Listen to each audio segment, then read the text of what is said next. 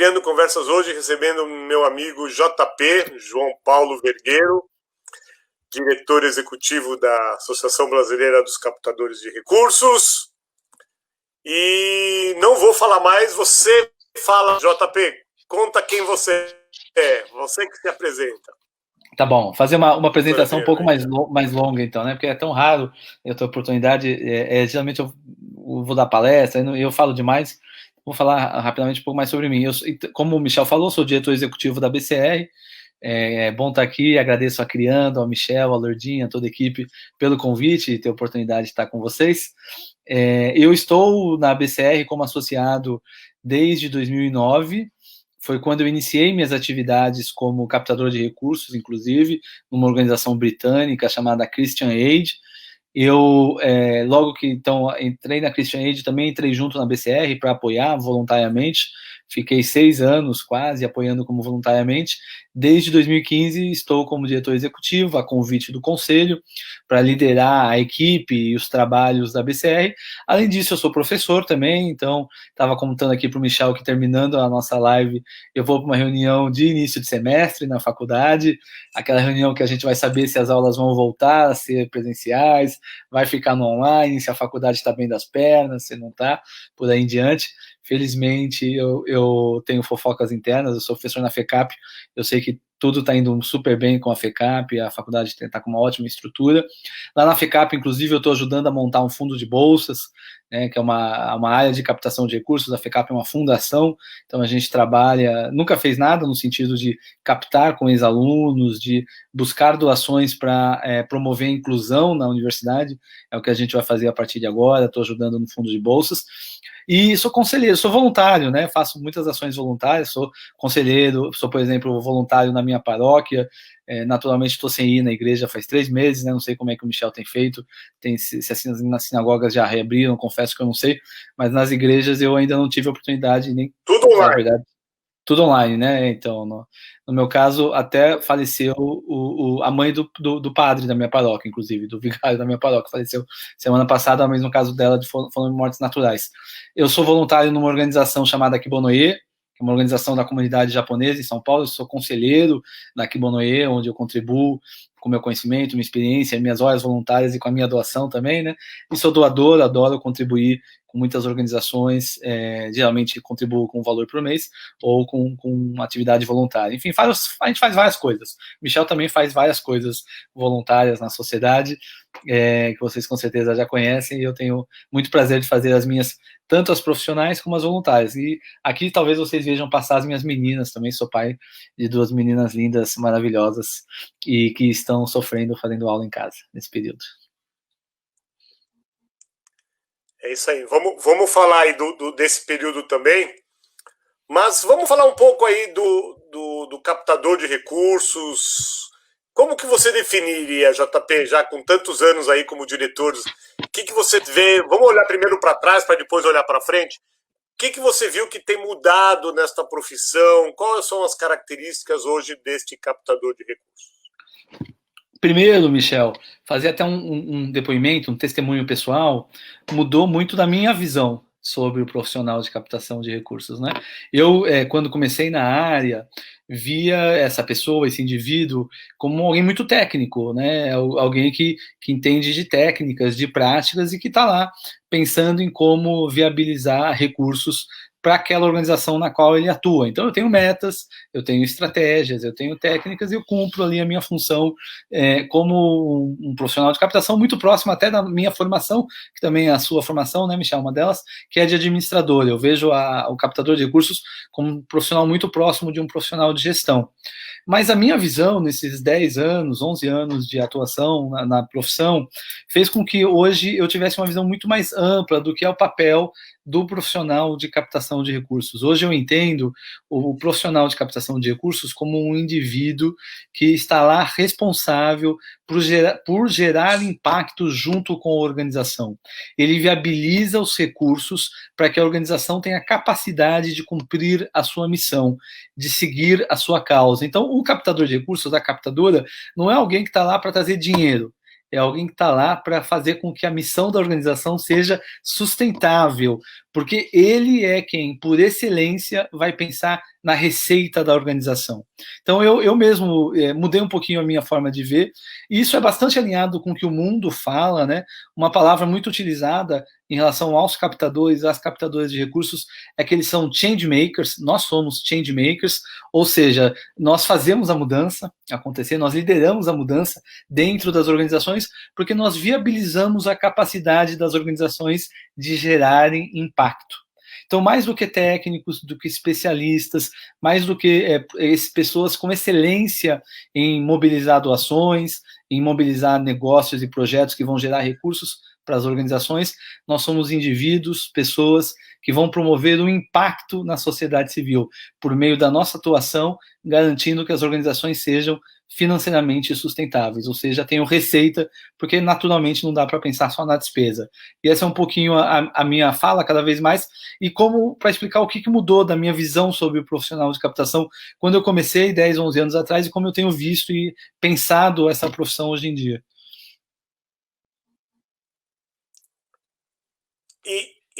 Mas as organizações pensam assim também. Você na BCR recebe muita solicitação para divulgar vagas, né?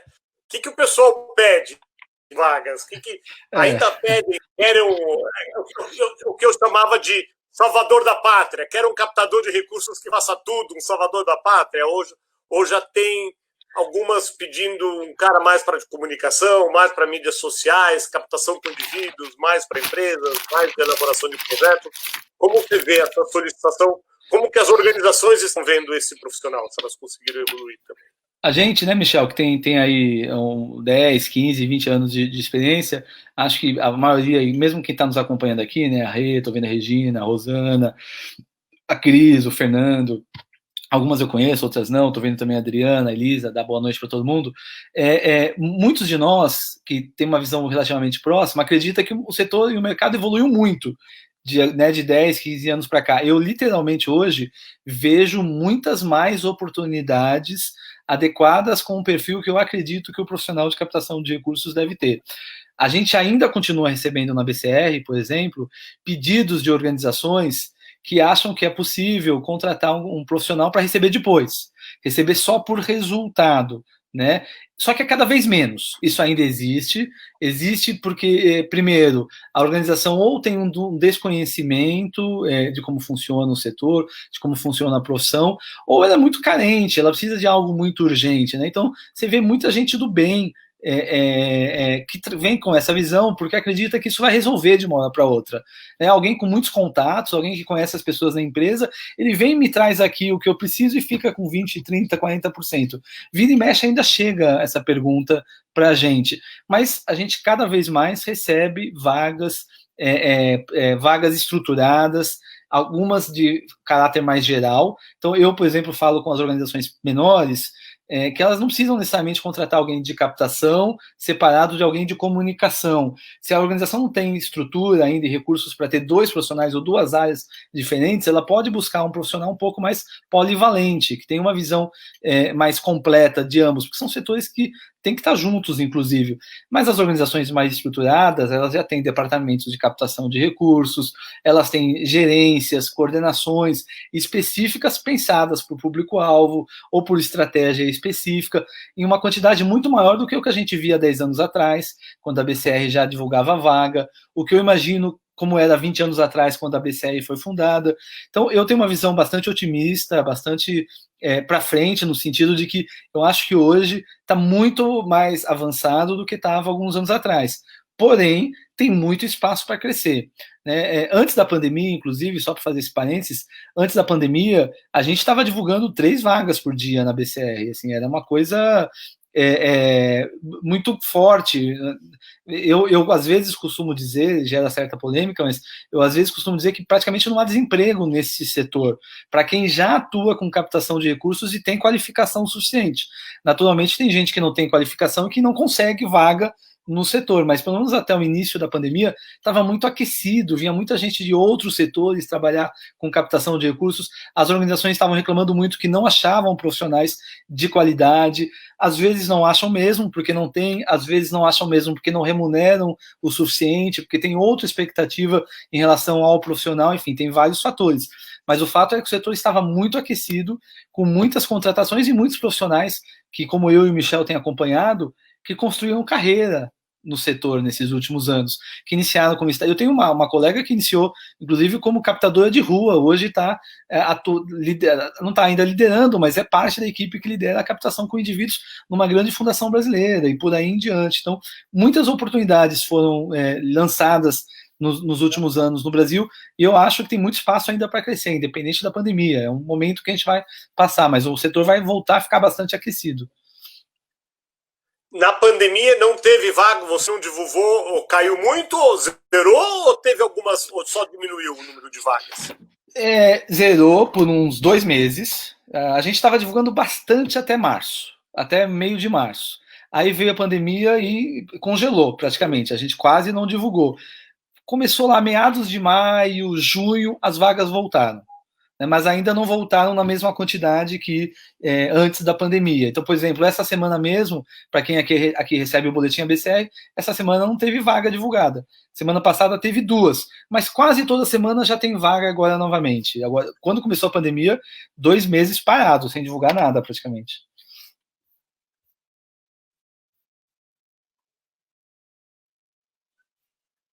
Oi, Michel, tá me ouvindo?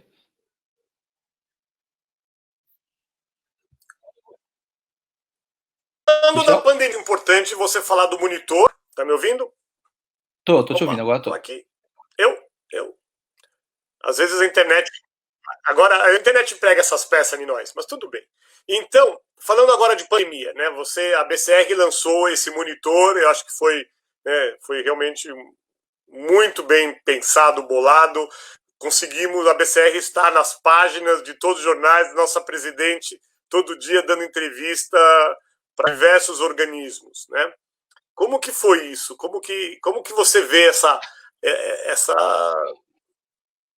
preponderância mesmo da BCR e o trabalho mesmo de você buscar e ficar antenado pegando esses dados para completar?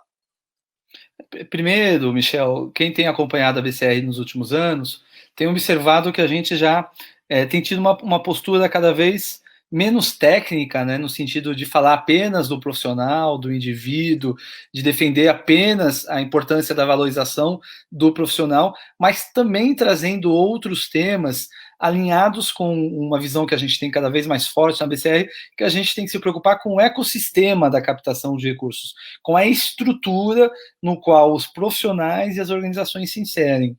Então, nesse sentido, não é só falar do indivíduo, mas também falar de fornecedores, também falar de outras competências ligadas à captação de recursos, falar de legislação para captação e por aí em diante. E a gente também começou a se envolver com o tema da doação, com o tema do incentivo a uma sociedade que se engaja mais e que reconhece a importância de financiar as causas que acredita. Então não é à toa que desde 2014 a BCR lidera, como parte do movimento por uma cultura de doação, lidera o Dia de Doar, que é uma campanha aberta, super livre, a gente mal aparece diretamente, mas que é uma campanha que a gente acha importante para aproximar as pessoas das organizações, para incentivar esse espírito de solidariedade nas pessoas e para proporcionar para as organizações construírem uma cultura de captação de recursos, fazerem campanhas, irem às ruas, falarem com a comunidade. Então a gente se empolga muito quando tem feito isso, né? Quando a gente trabalha nesse espectro, nesse campo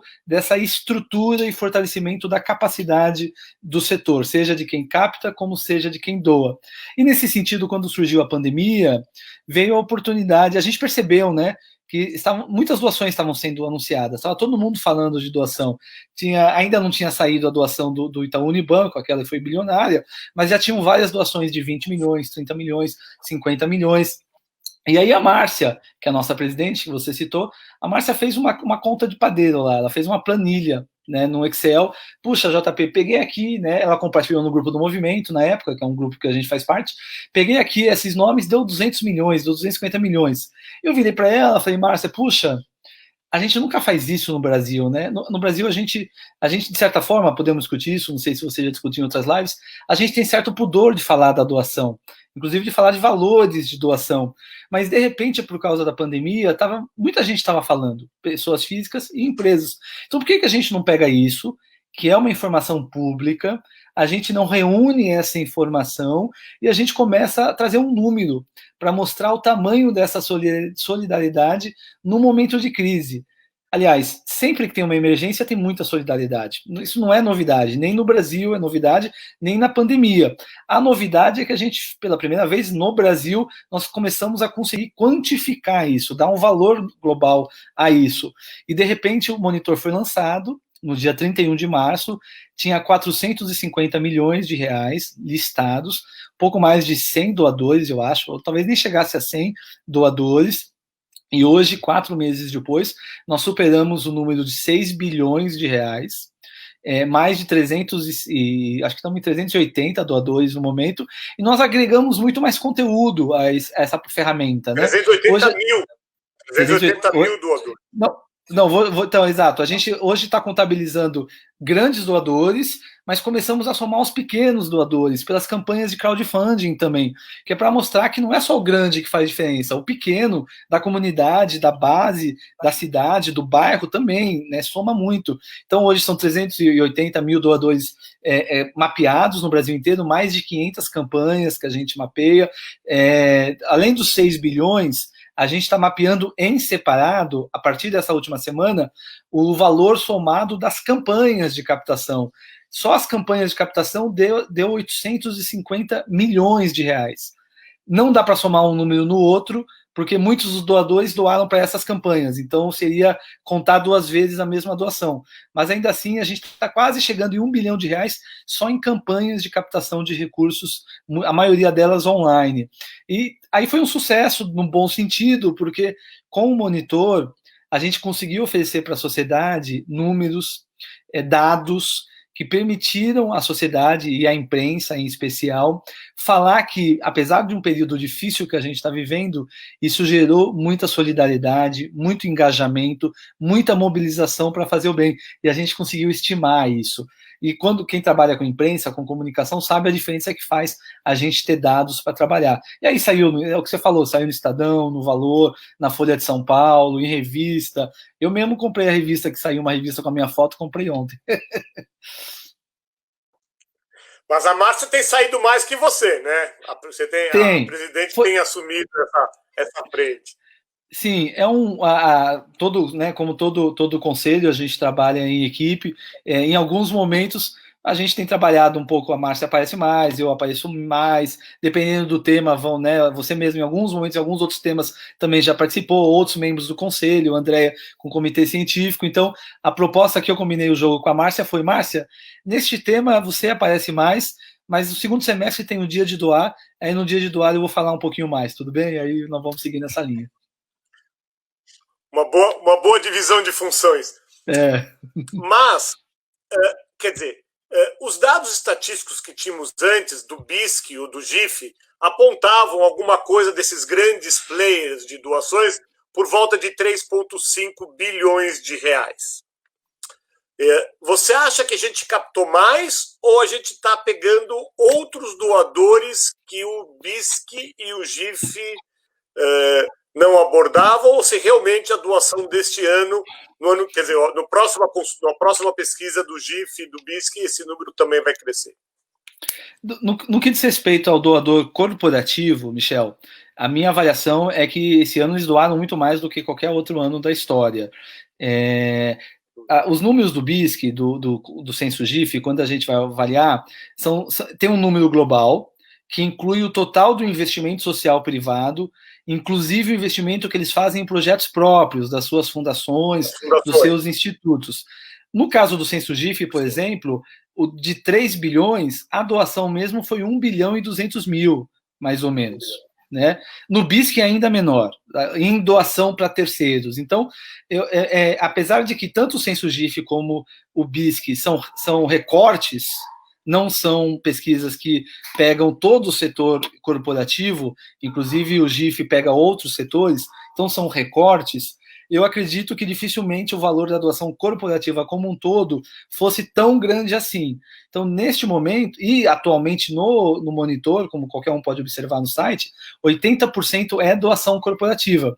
porque as empresas no Brasil têm um caixa disponível para mais rapidamente contribuir, e existe também um pouco no Brasil essa cultura de que a gente doa pela empresa, eu não dou na pessoa física, dou, né, algo até para se trabalhar, que é diferente da cultura americana, que mesmo que o cara é dono da empresa, ele doa da fortuna dele, e ele aparece como doador. Então, no caso específico de pessoa de corporativo, eu acho que esse ano, com certeza, foi o maior volume em doações.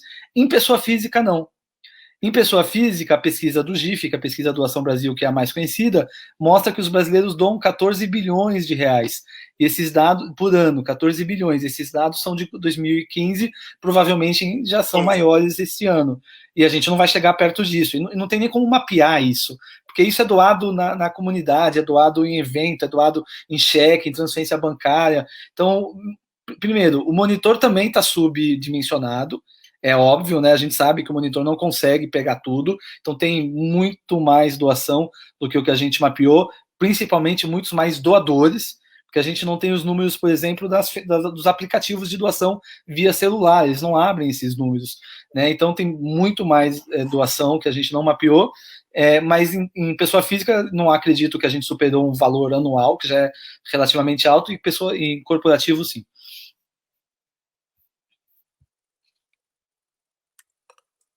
Falou o final? Tá me ouvindo? Aí, tô te ouvindo bem, tô te ouvindo bem. Tá. Então, mas também, esse último bilhão ficou muito lento, né? Dos 5 para os 6 bilhões, a curva está indo devagar. E como você acha que as empresas ainda têm recursos ou querem? Quem já pôs, quem não já pôs não vai por mais? Pessoas a gente está tentando envolver mais? Como você vê aí esse monitor crescer? Tem dois fatores, né, em relação a isso. Primeiro, bem, antes de tudo, era esperado que a curva alcançasse um momento que ela ia estabilizar, porque isso é natural de qualquer emergência. Você tem um grande boom no início e depois estabiliza. A pandemia, ela é diferente porque ela é uma crise mais prolongada. Não é uma enchente ou um terremoto que você atende àquele momento. Então, a gente está falando de uma crise que já vão lá quase 6 meses. Então, a gente espera que venham mais doações. Mas aí tem os dois fatores. De fato, assim, os grandes doadores que tinham muita capacidade de doar dinheiro doaram bastante, ou falaram que doaram bastante. Então, eu não espero grandes doações como as que a gente viu nos primeiros meses. A gente já esperava a curva, então, se estabilizar, um crescimento mais modesto, ele tem sido modesto, e a gente entende e acredita que realmente a maior parte das grandes doações, dos grandes volumes, já foram feitos.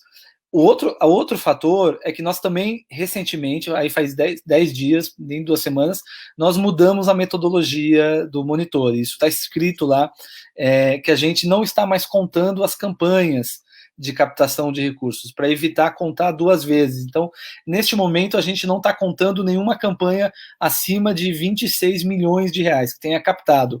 A nossa meta é diminuir a pelo menos 10 milhões de reais, porque muitas campanhas que receberam muito dinheiro dessas doações anunciadas publicamente.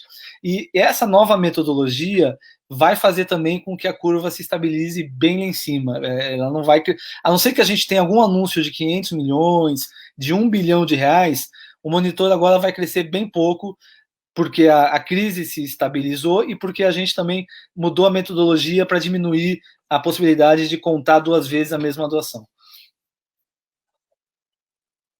Legal. Mas como você mesmo falou, tem valores que a gente não conseguiu contabilizar, doações de cestas básicas, várias organizações, com todo mundo que eu falo, as organizações captaram, sei lá, 1.000, 2.000, 5.000 cestas básicas, e isso não entra, né? Não consegue, claro. Você não consegue monitorar alguém que ajudou lá, as famílias da escola X, então realmente a gente acha que esse número pode ser bem maior. Mas eu queria voltar num outro ponto que você falou da questão da cultura da doação, já pegando também na questão do direito de doar. Recentemente também saiu a pesquisa do Giving 2020, né, do Iris com a CAF, Giving Brasil, que mostra um percentual de quase 70% das pessoas doando, um índice bastante alto. Já aquela outra pesquisa que é feita no mundo todo, comparando o Brasil sempre está, não vou dizer nos últimos, mas do meio para baixo de classificação, né? E você mesmo falou que a cultura de doação no Brasil ainda não é tão forte quanto nos Estados Unidos. Como você vê essa questão da cultura de doação? Será que essa pesquisa... Eu fui analisar, eles entrevistaram 1.000 pessoas. Né? Será que isso reflete realmente a nossa sociedade? Eles conseguem mostrar isso? O que você acha? Esse é um ótimo ponto e sempre bastante aberto ao debate, que a gente que é de captação tem que promover, né, e contribuir. Eu, de forma geral, acho que o brasileiro doa bastante. Então eu vejo as pesquisas que mostram que a maior parte da população doou como mais corretas, e quando a gente trabalha o tema da ausência de uma possível cultura de doação, é no sentido que, inclusive, a gente de captação tenta trabalhar bastante, de construir esse entendimento de que eu tenho que financiar as causas que eu acredito, e eu tenho que financiar de forma permanente. Então, os brasileiros são muito voluntários. A gente ajuda na paróquia, a gente ajuda na ONG no bairro, a gente ajuda na nossa comunidade, a gente é muito voluntário, a gente doa bastante. O que nós não temos, talvez, e isso nos difere de outros países, é essa doação estruturada, é essa doação habitual, recorrente, que a gente tem que construir, porque as organizações elas têm que ser financiadas por quem acredita nelas, porque nós, para podermos defender as causas que a gente defende, tem que aportar recursos e apoiar quem atua naquela área que a gente quer defender e acredita, e por aí em diante. Então, não é que uma pesquisa está certa e uma pesquisa está errada, do meu ponto de vista. Elas, às vezes, vêm momentos e aspectos diferentes, recortes diferentes. Essa que você falou que deu 70% que os brasileiros doaram, e esse 70% inclui várias formas de doação, mas ela também falava que a maioria tinha doado dinheiro para ONGs. A pesquisa também trazia esse número, né? 66%, se não me engano. Tinha doado dinheiro, e é de 2019. Então, em tese, os números de 2020, que vão ser influenciados pela pandemia, seriam ainda maiores, inclusive, né? Ou serão ainda maiores. Então, eu acredito, sim, que a gente doa bastante. A gente tem uma questão cultural, inclusive, bastante diferente em relação ao resto do mundo, em especial em relação aos Estados Unidos, porque aqui no Brasil a gente conta doação para religião como separado, e nos Estados Unidos, religião é uma das causas, quando a gente vê as pesquisas sobre doação, né? É um terço da doação. Aqui a gente não estuda também tão bem, como não estuda terceiro setor, e ainda tende a achar separado. Então, tem muito para a gente desenvolver, mas de forma geral, eu acredito que a gente já doa bastante, mas que é importante a gente continuar falando sobre a doação e falar sobre a importância da conexão entre as pessoas, as causas e as organizações que representam essas causas que a gente acredita. Porque a gente doa no bairro, eu já dou no bairro, eu posso doar para uma organização no meu bairro, eu já defendo o meio ambiente no Facebook, eu posso doar para uma organização que defende o meio ambiente, e por aí em diante. Essa do Giving, ela encontra também dados de 60% do dinheiro doado para... Essa pesquisa do Giving, ela aborda essa questão bastante. Religião, a gente sabe também, no Brasil é muito importante. Mas realmente, aqui esse Giving fala uma doação. E aquela outra pesquisa que coloca o Brasil num nível mais baixo fala de doação regular. Então, acho que aí a gente tem que avançar. Realmente você pegou bem, né? Avançar nessa doação permanente, importante. A organização pode contar, não precisa ficar campanha atrás de campanha, sabe que aquele dinheiro vai entrar. Então, como você... É difícil, eu sei que você não tem bola de cristal. Mas como você... A gente... Vamos dizer... outra coisa importante, né? Antes da bola de cristal. Vamos dizer, estamos hoje comemorando um mês que terminamos o Festival de Captação de Recursos, né? Então, parabéns pela realização, foi muito importante. Conseguimos, né, envolver 500 novas pessoas que puderam se capacitar, fora que está online, quem quiser pegar mais informações. A doutora Adriana, que está aqui nos ouvindo, ela falou que adorou, aproveitou, viu milhões, assistiu que pôde ao vivo e depois foi lá, assistiu mais ainda. Depoimento dela voluntário, que ela me fez ontem. Mas, quer dizer, eu acho que essa é uma das missões, né? A BCR tem várias funções, mas essa de capacitar, de melhorar esse captador de recursos é importante, né? E como você vê esse futuro desta profissão no Brasil? para além da pandemia? Eu sou bastante otimista. Antes eu queria só reforçar, tem uma fala também, tem várias pessoas que chegaram, né? O Armando, a Marísia, a Nani e a Silvia fez um comentário, só para eu vou fechar em cima do comentário dela sobre o Giving Index. Ele separa, o Giving Index nem pergunta de religião. O Giving Index ele é bem específico. Você fez uma doação para uma pessoa na rua, fez um trabalho voluntário ou fez uma doação para uma organização da sociedade civil ou uma ONG. Então ele nem conta religião no caso do Giving Index. E aí a pesquisa que a gente estava refletindo, que é o Brasil Giving, ele já traz o aspecto da religião também, como uma forma de ter uma visão mais completa. E aí, pensando no futuro da profissão, né? Eu sou cada vez mais otimista e sou bastante empolgado com relação a isso. Tem um pouco que a gente está falando no começo da nossa conversa, tem um entendimento cada vez maior por parte das organizações que para você gerar recursos você tem que investir. Você coloca recurso para trazer recurso. E investir em trazer recursos significa estruturar uma área de captação de recursos, no mínimo um planejamento de captação de recursos. Né? Tem que colocar tempo, tem que colocar estrutura, tem que eventualmente colocar dinheiro também, para fazer isso retornar em recursos para a organização, que vai alavancar a missão dela. Essa visão ela começa a se disseminar um pouco mais. Tem uma característica importante, Michel, que as pesquisas mostram que a maior parte das organizações brasileiras não tem sequer um funcionário.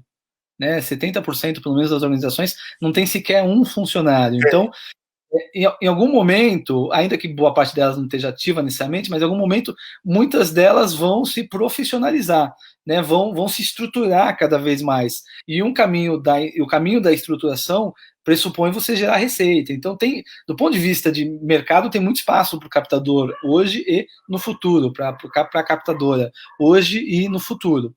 Do ponto de vista do reconhecimento da profissão, a gente mesmo, pela BCR, tem trabalhado na pauta dela ser reconhecida como uma profissão formal no terceiro setor. Então, a gente está trabalhando hoje no Código Brasileiro de Ocupações, junto ao Ministério da Economia, pleiteando junto ao Ministério da Economia, para que a profissão seja incluída no Código Brasileiro de Ocupações e as pessoas possam ser registradas como captadoras de recursos, formalmente.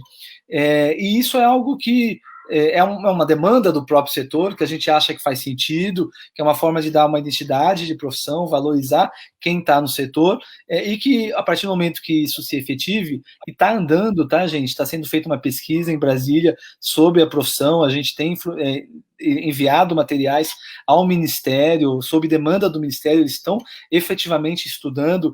Quem sabe a gente não tem uma boa notícia ainda esse ano, vamos torcer por isso, e a proposta é fazer com que a profissão seja visibilizada.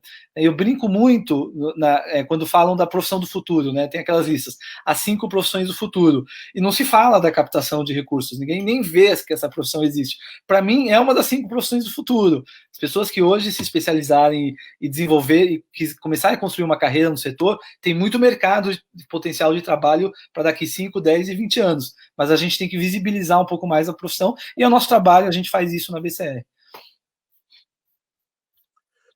Eu consegui fazer. A FMU vai lançar um curso de 10 encontros de 3 horas sobre captação de recursos, um curso livre na FMU, tá? Então, eles estão bastante otimistas que vai ter bastante gente interessada online, né? Porque pegar a pandemia.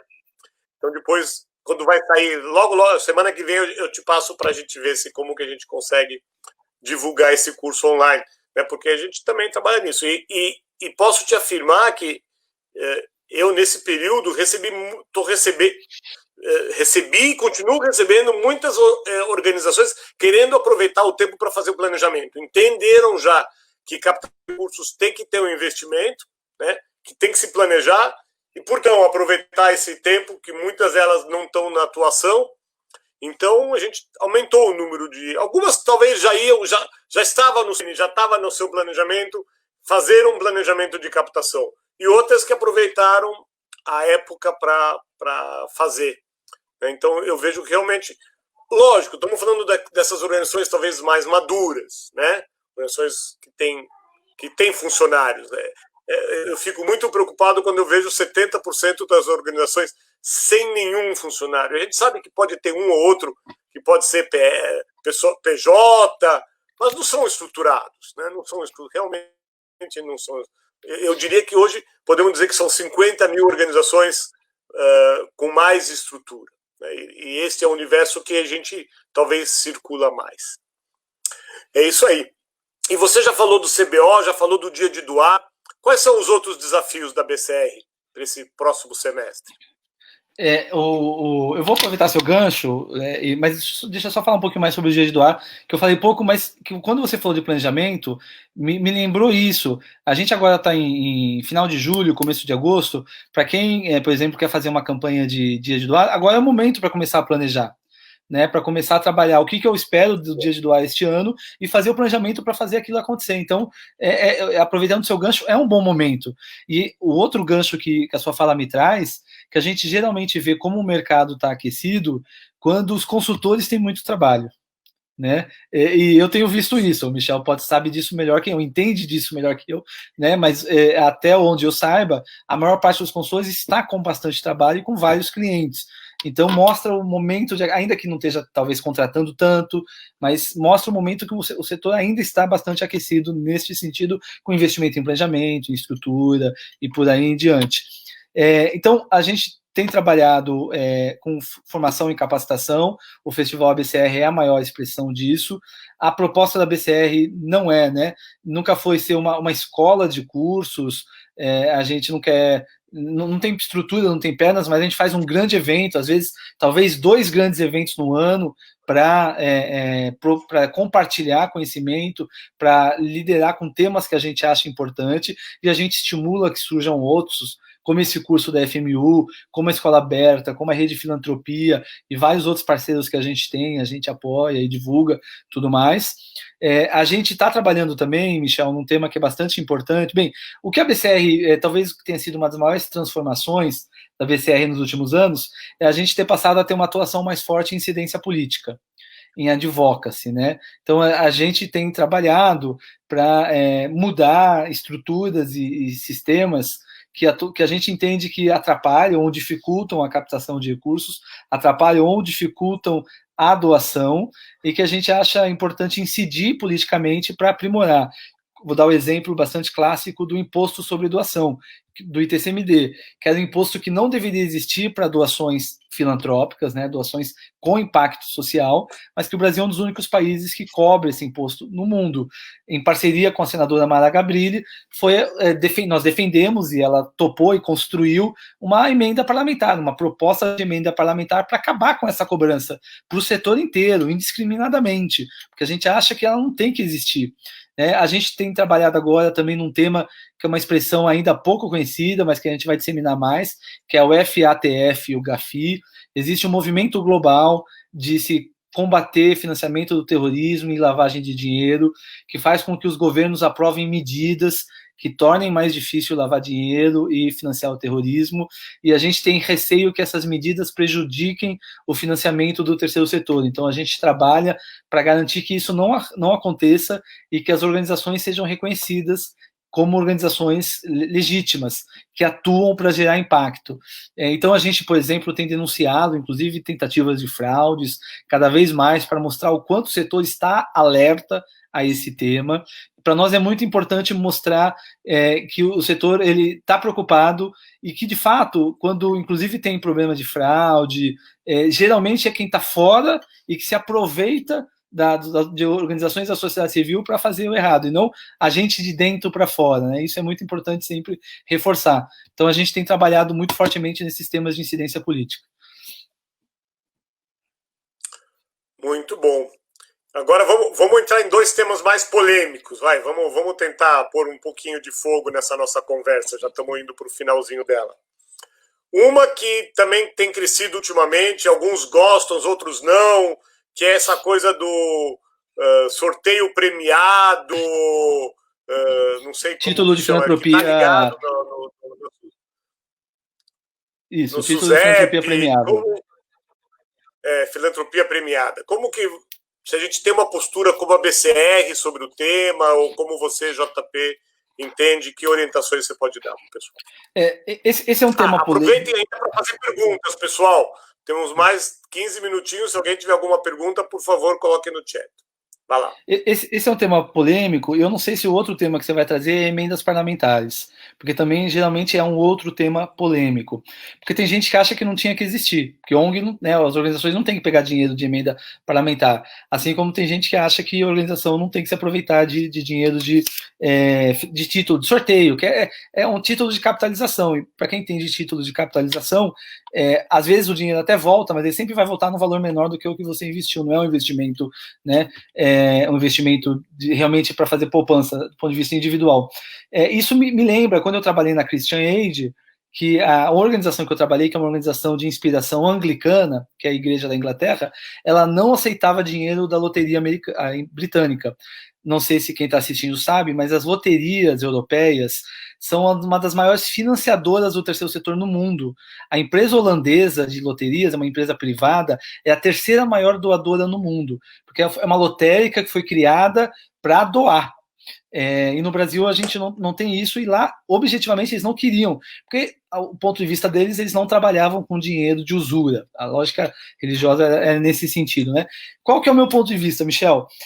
Eu tendo a ser da opinião que quantas mais oportunidades a gente oferecer para as organizações da sociedade civil diversificarem a sua fonte de receita e se comunicarem com seus potenciais doadores, melhor. Então, o título de filantropia premiável é um título regulamentado pela SUSEP, que é um órgão público, é um título que oferece para o potencial comprador daquele título um diferencial do que quando ele compra um título numa TV, por exemplo, né, ou um título num banco, que vai trazer um retorno para ele. O título de filantropia premiável diz, ao invés de trazer um retorno para você, que está comprando, esse retorno vai para gerar impacto. Esse retorno vai para o terceiro setor. E eu não vejo problema com isso, né? Assim como em tese, eu também não vejo problema com a emenda parlamentar, porque ela é regulamentada, ela é fiscalizada, ela tem controle e tudo mais. A gente pode discutir o conceito, se deveria existir emenda parlamentar. Mas dentro do que está formatado, e a organização tendo estrutura e fazendo parte do planejamento dela, eu acho que faz muito sentido ela estudar essas várias possibilidades de diversificar a fonte de receita. Dito isso, da nossa parte como a BCR, a gente quer aprofundar o debate sobre os títulos de filantropia premiável.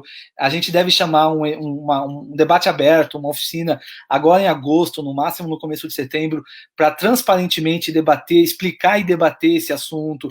A gente também está querendo entender, acompanhar e, eventualmente, ou disseminar ou até incidir junto à SUSEP para propor melhorias. Eu tenho umas já para dar. Hoje o título ele é restrito a organizações de assistência social, com certificado de assistência social. É um número ridículo perto do tamanho de todo o setor. Essa já seria uma sugestão que eu teria para aprimorar a regulamentação, por exemplo, e por aí em diante.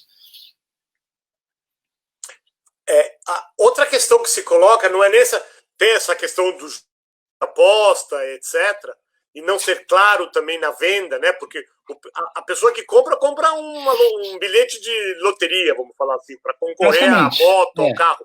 Nem sabe muito bem o que é um título de filantropia premiada. Então também não tem muita transparência nessa comunicação. Mas o que algumas organizações estão falando é que o percentual que fica para a organização é muito baixo. Então tem gente ganhando aí um pedágio muito grande, vamos dizer. Estamos falando que está sobrando para as organizações entre 2,5% e 5% desse valor total. É verdade, Michel, mas é o mesmo paralelo com marketing de causas. Quando uma empresa vende um produto, ela doa um percentual para a organização, ela usa a marca da organização e doa um percentual. Título de filantropia premiável é um produto, é venda, não é doação. Então é diferente da gente ter um telemarketing ou captar via boleto, e aí a gente fica com 70%, 80%, porque o resto é o processamento dessa ferramenta. No título de filantropia premiável é uma venda, quem faz a venda é uma empresa, e essa empresa está doando, junto com o comprador do título, parte do valor para uma organização da sociedade civil. Então não é para ficar, num título de capitalização não vai ficar a maioria com a organização de toda forma. E a organização tem que investir no seu próprio, quer dizer, ou seja, uma organização não vai se financiar só de um título. ela tem que investir na sua própria estrutura de captação de recursos, ela tem que ter os seus doadores. O título é para diversificar e ampliar a sua receita, não para financiar sozinha a organização. Acho que tudo bem. É que tem 40% que seria que não é o produto, né? Que seria diferenciado. É uma boa. Vamos marcar essa discussão aí para agosto, setembro. E vamos trazer os players todos do mercado, as organizações, professores, a própria SUSEP, eles têm uma associação são 13 organizações que estão empresas que fazem isso, elas têm uma associação, né? Então acho que é por aí mesmo, acho que é debatendo que a gente vai passar. Outro tema polêmico que eu queria te trazer era remuneração, salário. Você também deve estar cansado de quanto que ganha um captador, quanto que eu ofereço para o meu captador, quanto eu tenho que investir. O que você tem falado sobre esse tema? Primeiro, o que eu quero falar é que eu adoraria se a gente tivesse recursos para isso. Então eu faço aqui, né, o meu pitch, o meu pedido. Se a gente tivesse recursos para isso, eu adoraria que a gente pudesse fazer uma grande pesquisa nacional salarial da profissão, né? Eu queria conseguir estruturar. A BCR tem esse papel também. A gente já faz um pouquinho com o Censo ABCR, que faz 2, 3 anos que a gente não desenvolve, mas seria muito bom se a gente pudesse construir uma estrutura, um estudo nacional do salário do profissional, da profissional de captação de recursos. A gente hoje não tem pernas, não tem estrutura, não tem recursos para isso, para fazer sozinho, mas é algo que sempre esteve no nosso pensamento, né, Michel? Sempre esteve no nosso ideário fazer isso, e efetivamente eu respondo essa pergunta o tempo inteiro. Então, desde as pessoas que escrevem para a gente, hoje são menos, mas desde as pessoas que escrevem para a gente de boa fé, falando qual o percentual que eu posso deixar com o captador, até pessoas que querem realmente ter uma ideia do mercado para poder contratar pagando um salário, porque vai ser funcionário da organização, tudo mais. Então, isso existe. Eu geralmente passo uma ideia daquilo que eu vejo nas vagas que são divulgadas, daquilo que eu vejo em contato com as pessoas, porque a gente conversa, a gente conhece, então a gente tem uma ideia. O salário inicial de uma organização que nunca investiu em captação de recursos, ele é mais baixo. Aliás, e na remuneração, só um minuto que eu vou espirrar. Obrigado.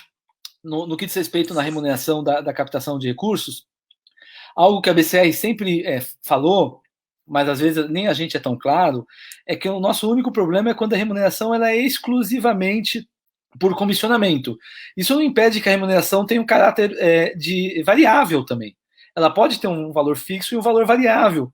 Se essa é uma opção, por uma organização que é menor, conseguir atrair um profissional com um pouco mais de experiência e interesse em crescer junto com a organização. Mas, de fato, tirando organizações mais estruturadas, que sejam organizações internacionais, organizações nacionais, que têm capacidade de pagar um salário um pouco mais parrudo, o setor ainda não paga tão bem como eu gostaria que pagasse. O setor ainda deixa a desejar no que diz respeito à remuneração do profissional e da profissional. A gente ainda vai se valorizar bastante, tem muito espaço para isso, e acho que também já cresceu muito em relação a 10, 20 anos atrás. Mas eu gostaria muito de poder dizer para você e para todo mundo que está acompanhando qual é o salário mínimo de entrada, né, qual é o salário médio, qual o espectro que recebe um diretor de captação. Eu já vi vaga de diretor de captação de recursos remunerando R$20 mil, R$22 mil, que são exceções, não é a regra. A regra é muito menos que isso, mas mostra o potencial. Né, mostra onde é possível chegar. Ninguém vai ficar rico, como ninguém vai ficar rico no terceiro setor, mas fazendo um bom trabalho, mas é um trabalho com impacto, e a gente vai viver confortavelmente dentro daquilo que se espera, que a gente gostaria de viver. E o que você responde para a ONG que pergunta quanto que eu remunero? Você fala o quê? Quanto? Eu falo que a gente não recomenda que se remunere por comissão, que é importante entender que o doador ele é da organização e não do profissional que traz, que o risco é muito grande quando você contrata só com esse vínculo, o risco é muito grande para a organização, que o doador quer que o recurso dele vá para a organização e não fique uma parte no intermediário. Isso também aumenta o risco em relação à imagem da organização junto ao doador, e que isso tem que ser internalizado na instituição. Então, quem me pede uma indicação de percentual, né, eu sempre recomendo, olha, mesmo que você não tenha muitos recursos, contrate com um valor pequeno e coloque um variável, mas não proponha só um comissionamento, que na verdade, Michel, não é a realidade do setor, tá? A gente já fez, a gente pesquisa isso no censo, a gente já sabe disso, tem gente que trabalha assim, tem uma parte, um percentual, não tenho dúvida, mas a grande maioria dos profissionais hoje é vinculado a alguma organização e trabalha com um valor fixo, eventualmente mais um variável, se não for funcionário CLT. O que eu recomendo para quem está organizado, não tão as pequenininhas, mas que deve ser o segundo salário da organização. Normalmente, as organizações têm uma coordenadora, uma diretora geral. Eu falo que o captador de recursos tem que ganhar de 10% a 20% menos do que esta coordenadora. Porque aí também não importa se está em São Paulo, está no interior, cada lugar tem outros valores, né? Mas dá uma noção da importância deste profissional, né? Ele é o segundo na hierarquia, ele está trazendo impacto, mas tem uma coordenadora geral que é responsável por toda a organização, então tem que ser um pouquinho abaixo. Então é uma boa indicação que vale para qualquer tamanho de organização também. Acho bastante razoável. Bastante razoável. Né? Com variável, não variável, eu não recomendo. O variável, se houver, ele acha que ele pode ser um variável pequeno no valor total da remuneração, não mais do que 20%. Eu acho que 80% ainda, eu acho que é 100%, mas tudo bem, no mínimo 80% como valor fixo. Essa é a indicação que a gente tem dado para as organizações.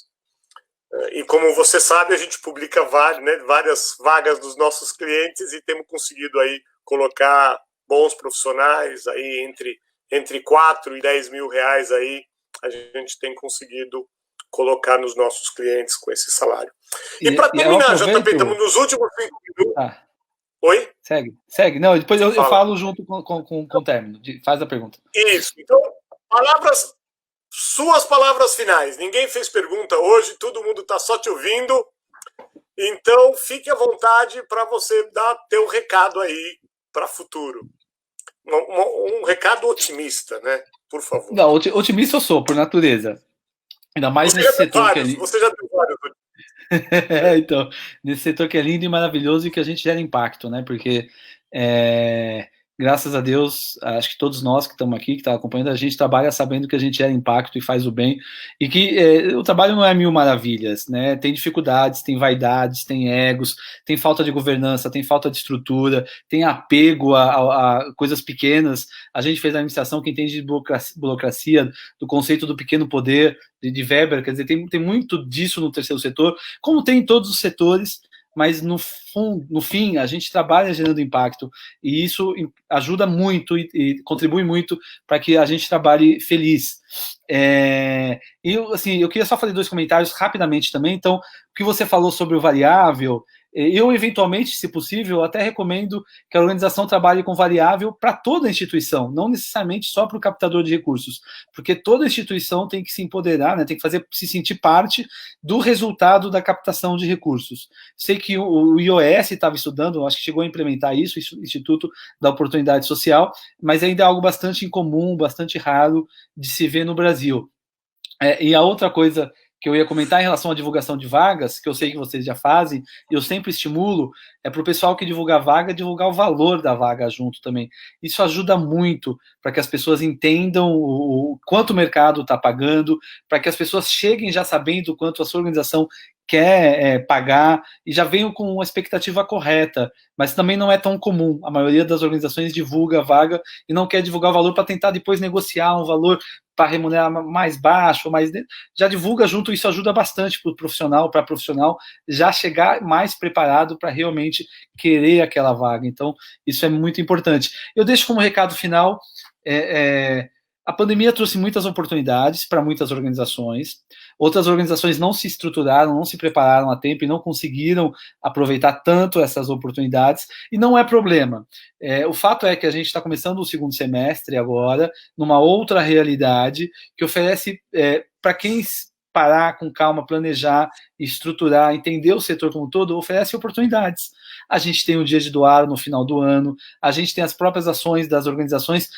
Eu vi muitas organizações levando as suas ações para o online, agora está surgindo o híbrido, que é uma parte online, uma parte presencial. Ontem mesmo eu recebi material lá do pessoal de Rondônia, da Casa Roseta, que está fazendo feijoada toda semana, né? As pessoas vão lá e pegam feijoada via drive-thru e estão contribuindo com a instituição. Vou fazer um arraiá agora também, arraiá Agostino, enfim, tem muita oportunidade no nosso setor.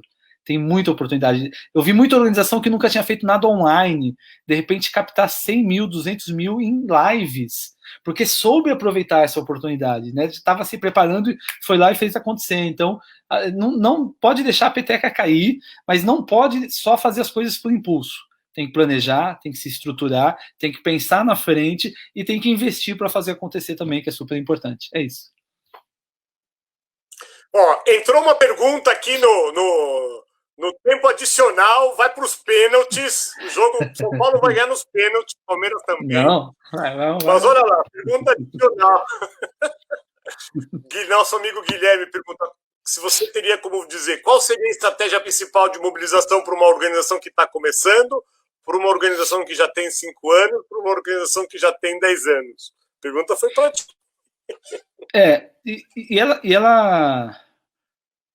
E ela não tem uma resposta correta, né? Porque a prioridade para todas as organizações, seja uma nova, uma com um tempo de experiência e uma mais antiga, a prioridade tem que ser sempre gerar receita recorrente. Sempre trabalhar para gerar receita recorrente, seja com pessoa física, seja com empresa. Eu tenho que trabalhar para ter aqueles doadores que vão garantir a estrutura da minha organização e a minha capacidade de trazer mais receitas com outros doadores, seja por meio de marketing de causa, por meio de eventos específicos e por aí em diante. Se eu sou novo, eu não tenho respaldo na comunidade, as pessoas não me conhecem, eu não tenho a minha marca da organização, não construí a minha marca, eu vou ter mais dificuldade para fazer isso. Então, se eu sou pequeno e novo, talvez uma primeira doação maior de uma empresa parceira vai gerar mais impacto para mim. O que eu não posso é correr o risco de fazer, como muitas organizações fazem, de desde o começo só trabalhar por projeto. Só trabalhar para captar para projeto, só trabalhar para criar projeto para captar, criar projeto para trabalhar, para captar, e deixar de lado o investimento necessário, que não é fácil, não é rápido, tem que ser cuidado e leva tempo, de trazer doadores recorrentes para a organização. E se a organização já tem 10, 20 anos e já tem essa base de doadores recorrentes, aí ela pode criar vontade em cima disso, entendeu? Tem muita coisa. O melhor doador para a gente, que inclusive vai doar mais, é quem já doa. Eu vivo recebendo pedidos de doação das organizações para as quais eu dou recorrentemente, né? Então, do ponto de vista de qual deve ser a prioridade, para todas elas é pensar em ter uma parte boa da receita vindo de doação recorrente. E aí, se a organização é nova, ela tem que construir marca, talvez ela não consiga isso tão rápido. Um projeto, um parceiro que dê um valor pontual maior é importante no começo, faz a diferença.